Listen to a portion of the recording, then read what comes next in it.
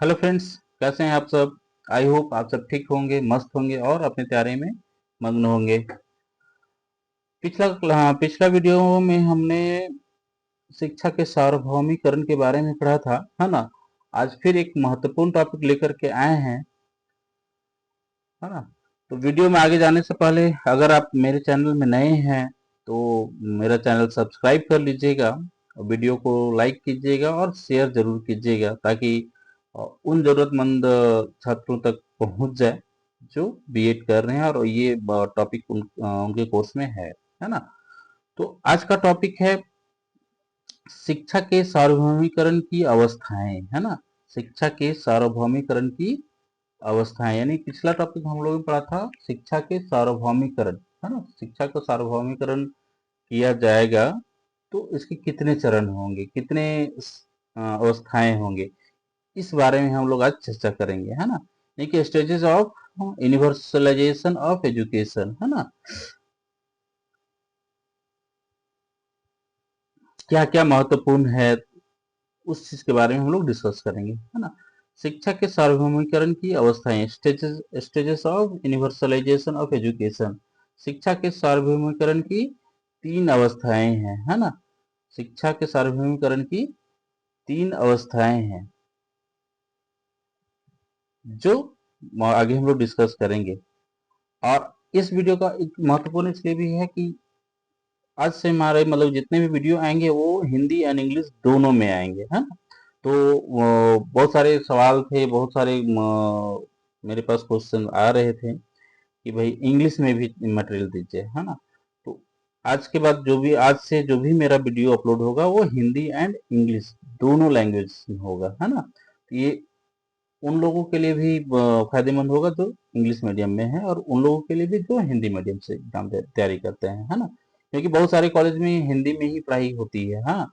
तो वहाँ पे जो इंग्लिश मीडियम के बच्चे होते हैं उनको काफ़ी दिक्कतें आती हैं, वो उनको ट्रांसलेशन करने में या फिर से नोट्स बनाने में वो काफ़ी दिक्कतें आती हैं। तो आप कोई नहीं, आप मेरा वीडियो को फॉलो कीजिए, आप इसी से आप तैयारी कीजिए, कोई दिक्कत नहीं है।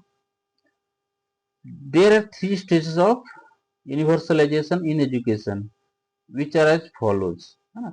शिक्षा के सार्वभौमिकरण की तीन अवस्थाएं हैं जो इस प्रकार हैं।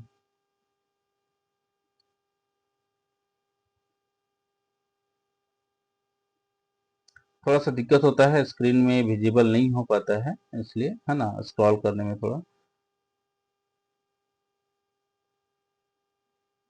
सबसे पहला है शिक्षा के सार्वभौमिकरण हेतु प्रावधान, है ना। यानी कि शिक्षा का सार्वभौमिकरण जब करेंगे तो उसके लिए प्रोविजंस बनाना पड़ेगा, क्या क्या आवश्यकताएं हैं, क्या क्या जरूरत है ना। उस चीज को पहले तैयार करना पड़ेगा। Provisions for universalization of education यानी कि मान लीजिए आप शिक्षा का सार्वभौमिकरण करते हैं तो सबसे ज्यादा जरूरत किसकी है, इंफ्रास्ट्रक्चर की, है ना। यानी कि उतनी मात्रा में हमारे पास विद्यालय होना चाहिए, उतनी मात्रा में हाँ हमारे पास स्कूल होने चाहिए, है ना। तभी जाकर के हम लोग शिक्षा का सार्वभौमिकरण कर पाएंगे, है ना। अगर मेरे पास विद्यालय कम है, मेरे पास स्कूल कम है तो क्या होगा कि बच्चे ज्यादा हो जाएंगे, जगह कम पड़ जाएंगे, है ना। तो ऐसे में क्या गुणवत्तापूर्ण शिक्षा नहीं दे सकते हैं। इसलिए उसी रेशियो में स्कूल होना चाहिए जिस रेशियो में हमारे पास स्टूडेंट्स हैं, है ना। तो उसके लिए प्रोविजन होना चाहिए। उसके लिए प्रोविजन क्या है भाई, सर्व शिक्षा अभियान चला था, उसके तहत बहुत सारे नए स्कूल खोले गए थे, नए नए स्कूल खोले गए थे 1-1.5 किलोमीटर के अंदर में, है ना।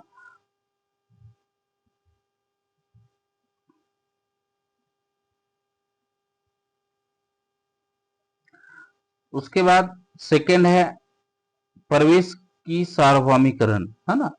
प्रवेश की सार्वभौमिकरण से मतलब कि जैसे मान लीजिए किसी बच्चे का एनरोलमेंट कराना है, किसी बच्चे का एडमिशन कराना है तो वहां पे भेदभाव नहीं होना चाहिए कि भाई अमीर हैं आपका नहीं करेंगे, आप गरीब हैं आपका नहीं करेंगे, है ना।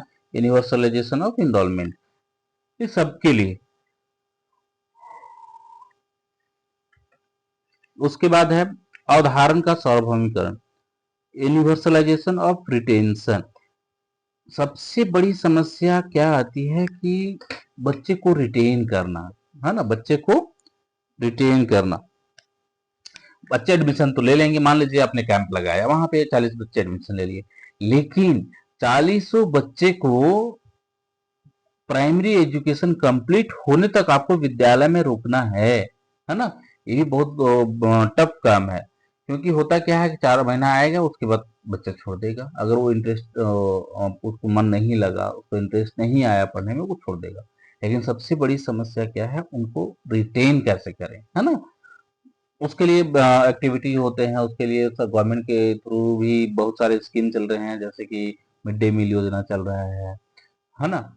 यूनिफॉर्म दिया जा रहा है सबको, कॉपी पेन पेंसिल सारे कुछ अवेलेबल है फ्री ऑफ कॉस्ट, है ना। अब एक एक करके तीनों स्टेजेस के बारे में हम लोग डिस्कस करेंगे। अब शिक्षा के सार्वभौमिकरण हेतु प्रावधान, है ना, provisions for universalization of education. तो शिक्षा के सार्वभौमिकरण के लिए प्रावधान से तात्पर्य सभी बच्चों को पढ़ने के लिए एक निश्चित दूरी तक विद्यालय की सुविधा प्रदान करना, है ना। यानी जितने भी बच्चे हैं उसी के अकॉर्डिंग निश्चित दूरी, उसका एक फिक्स होना चाहिए, इससे ज्यादा दूर नहीं। यानी कि स्कूल बच्चा है, 6 साल का बच्चा है, उसको आप 5 किलोमीटर दूर स्कूल भेज रहे हैं, पैदल जा रहा है, परेशान हो जाएगा, फिर पढ़ नहीं पाएगा, वहां से क्या होगा, वहीं से बच्चा ड्रॉप कर देता है ना। अर्थात बालक के घर से 1 मील की दूरी के अंदर प्राथमिक विद्यालय खोले जाएं, है ना। यानी कि बच्चा का जो घर है वहां से 1 मील की दूरी के अंदर प्राथमिक विद्यालय होना चाहिए, है ना। और इस मार्ग में आने वाली सभी समस्याओं को पहचानना, यानी जो भी जितनी भी समस्याएं आएंगी उस आपको पहचानना पड़ेगा, तब तो उसका सॉल्यूशन कर सकते हैं ना। आपको समस्या ही नहीं पता कि समस्या क्या है, तो आप उसका सॉल्यूशन कैसे कर सकते हैं, नहीं कर सकते हैं। तथा उसे दूर करने के सुनिश्चित प्रयास किए जाने चाहिए। सुनिश्चित मतलब कि ठोस कदम उठाना चाहिए। मान लीजिए आपको स्कूल बनना है, स्कूल बनाने नहीं दे रहा है लोग, जो समस्या है कि नहीं है, तो वहां पे आपको बात करना पड़ेगा, आगे आना पड़ेगा, उसके लिए कुछ ठोस कदम उठाना पड़ेगा, है ना। हाँ, अब 1 मील का मतलब समझते हैं, 1 मील का मतलब 1600 मीटर, है ना। 1 मील 1 मील मतलब कि 1600 मीटर, है ना, 1600 मीटर, 1.6 किलोमीटर, है ना। चलिए इंग्लिश में, provision of universalization of education means that all children should be provided with school facilities, मतलब कि सारे बच्चे को स्कूल की सुविधाएं मिलना चाहिए, है ना, with in a certain distance for study, लेकिन एक निश्चित दूरी के अंदर, है ना। That is primary school should be open at a distance of 1 mile from the child's home, and solid effort should be made to identify all the problems coming in this path and remove them, यानी कि जितने भी समस्याएं आएंगी उसको पहचानना है और उसके लिए कोई ठोस कदम उठाना है और उसको उस समस्या को दूर करना है ना। चलिए बढ़ते हैं नेक्स्ट पॉइंट, प्रवेश की सार्वभौमिकरण। प्रवेश की सार्वभौमिकरण मतलब कि वांछित आयु वर्ग के सभी बच्चों को बिना किसी भेदभाव के विद्यालय में प्रवेश प्रदान किया जाए, है ना। जितने भी उस अगर 6 से 14 साल के बीच के बच्चे हैं और स्कूल नहीं जाते हैं, तो बिना किसी भेदभाव के स्कूल में एडमिशन करवाना है ना। इसके लिए विद्यालय में प्रवेश के लिए समय समय पर अभियान भी चलाया जाता है ना। एडमिशन कराने के लिए समय समय पर प्रोग्राम होता है, अभियान होता है ना, चलाया जाता है। और केंद्र सरकार द्वारा शिक्षक अधिकार अधिनियम 2009 बनाया गया है, जिसके अंतर्गत राज्यों की यह जिम्मेदारी दी गई है कि वह सभी बच्चों जिनकी उम्र 6 से 14 वर्ष है उनको निःशुल्क तथा अनिवार्य शिक्षा प्रदान करें, है ना। यानी कि केंद्र सरकार ने क्या किया है, इसको पूर्ण करने के लिए शिक्षा का अधिकार एक नया कानून बनाया, हाँ, जिसके अंतर्गत सभी बच्चों को शिक्षा प्राप्त करने का अधिकार प्राप्त है, आप उसे मना नहीं कर सकते हैं। और इसकी जिम्मेदारी राज्य सरकार को दी गई, जिसमें 6 से 14 वर्ष के बच्चे हैं उनको निःशुल्क तथा अनिवार्य शिक्षा प्रदान करना है ना।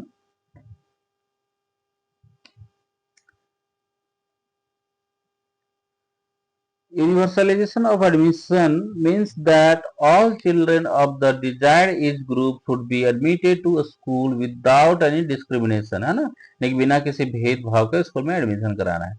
For these campaigns are also run from time to time for admission in a school, and the Right to Education Act 2009 has been made by the central government, है ना, यानी कि समय समय पर तो एडमिशन के लिए कैंप लगता ही है ना, कैंप लगता ही है, लेकिन सेंट्रल गवर्नमेंट के द्वारा आरटीई एक्ट 2009 लाया गया, जिसमें सारे बच्चों को शिक्षा का अधिकार दिया गया है ना. शिक्षा से आप किसी बच्चे को वंचित नहीं कर सकते हैं. उसके बाद है अवधारण का सार्वभौमिकरण. अवधारण के सार्वभौमिकरण से तात्पर्य विद्यालय में प्रवेश लेने के पश्चात बच्चों को अपनी प्राथमिक शिक्षा पूर्ण होने तक विद्यालय में ही रोकना, है ना, यानी कि जब विद्यालय में एडमिशन हो जाता है किसी भी बच्चे का, तो जब तक उसकी प्राथमिक शिक्षा कंप्लीट नहीं हो जाती तब तक उस बच्चे को विद्यालय में ही रोकना है ना. क्योंकि प्रवेश लेने के बाद काफी बच्चे अपव्यय का शिकार हो जाते हैं और यह समस्या प्राथमिक स्तर पर अधिक है. अब प्राइमरी स्टेज पर क्या होता है, बहुत सारे बच्चे जो हैं उनको मन नहीं लगता है पढ़ने में, तो क्या करते हैं, पढ़ाई छोड़ देते हैं, है ना. उसी को जो ड्रॉप करता है स्कूल, उसी को आप व्यय बोलते हैं, है ना. मान लीजिए अगर आपके पास 20 बच्चा बाहर है, 20 बच्चा कॉलेज से बाहर, कॉलेज अटेंड नहीं करता है, क्लास अटेंड नहीं करता है, तो क्या होगा, उसको मन लगेगा पढ़ने में, नहीं मन लगेगा. नहीं मन लगेगा तो क्या होगा, स्कूल ड्रॉप कर देगा, स्कूल जाना छोड़ देगा, है ना. Universalization of retention means keeping children in school after admission till the completion of their primary education.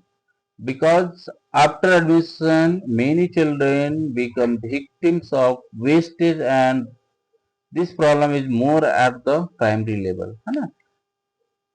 यानी कि जितने भी समस्याएं हैं, सबसे ज्यादा समस्या प्राइमरी लेवल पर होता क्या कि स्कूल में एडमिशन ले लिए, अब बच्चे क्या रेगुलर आएंगे नहीं, रेगुलर आएंगे नहीं तो अच्छे से पढ़ नहीं पाएंगे, अच्छे से पढ़ नहीं पाएंगे तो आगे उनको पढ़ने में मन नहीं लगेगा, आगे उनको पढ़ने में मन नहीं लगेगा तो क्या होगा, स्कूल जाना ही छोड़ देगा, है ना, स्कूल जाना ही छोड़ देगा.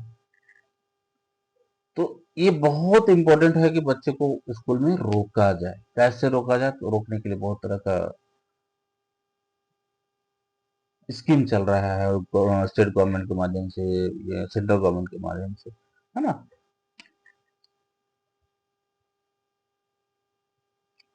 आई होप आपको समझ में आया होगा शिक्षा के सार्वभौमिकरण की अवस्थाएं, है ना. तो इसकी 3 अवस्थाएं हैं: शिक्षा के सार्वभौमिकरण हेतु प्रावधान, और प्रवेश की सार्वभौमिकरण, तीसरा है अवधारण का सार्वभौमिकरण, है ना. यानी कि प्रोविजन, इनरोलमेंट और रिटेंशन, ये तीन चीज में ज्यादा फोकस करना है ना. चलिए आज का वीडियो यहीं तक, अब मिलते हैं फिर नेक्स्ट वीडियो में. और आई होप आप लोगों को समझ आया होगा. अगर नहीं समझ में आया होगा तो बोल सकते हैं, कमेंट कर सकते हैं, मेल कर सकते हैं, है ना.